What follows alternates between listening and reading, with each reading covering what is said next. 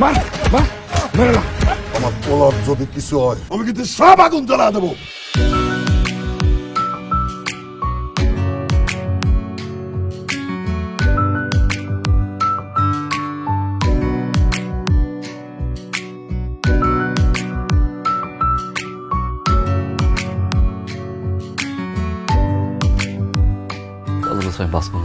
বাসার পথ তো দুই ভাই অনেক আগেই বন্ধ করে রাখছে।